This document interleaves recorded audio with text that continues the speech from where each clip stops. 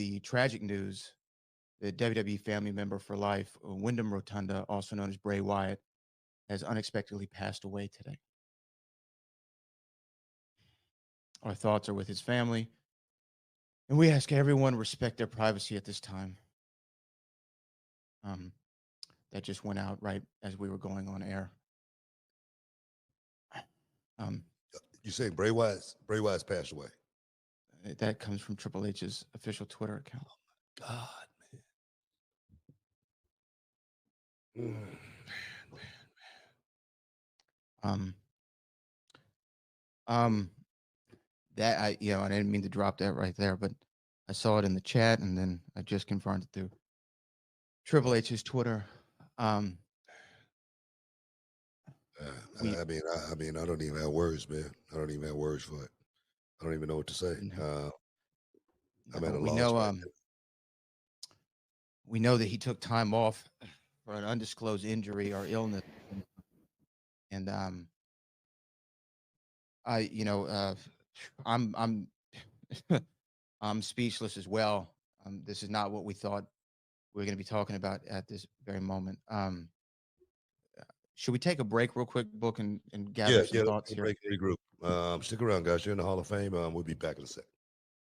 Welcome back inside the Hall of Fame, guys. Booker T. Can you give any sort of comment? It's a horrible situation, but could you have any kind of memories of working with him that you could share, or some of the good times you had with him?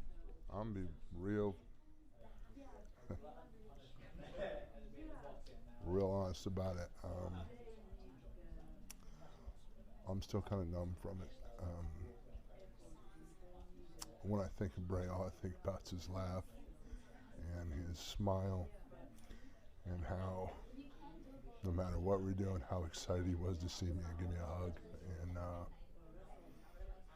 it doesn't feel real right now. But I've been around a long time, lost a lot of good friends. That's just unfortunately, that's just part of getting older. I do want to kind of finish talking about you and talk about Wembley. We're here, obviously. How important is it for you to be on the show this Sunday to kind of channel your energy in wrestling? How are you feeling? Well, Jesus, that's an end around. But I remember how I met Bray. I met him at my tryout, WWE 2010.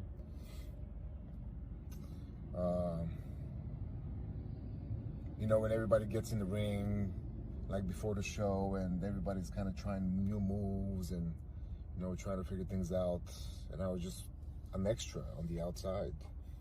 And I remember Taker called me in the ring because Bray wanted to try some new moves. So that's how I got to meet Bray for the first time. Husky Harris at the time, I believe it was. And I got to sit in the corner, and he gave me that big cannonball over and over and over until Taker was happy with it. Man. But he was such a nice guy because, he took care of me, of course, never hurt me, never did anything. I got signed to WWE, went about a year later to FCW down in Florida.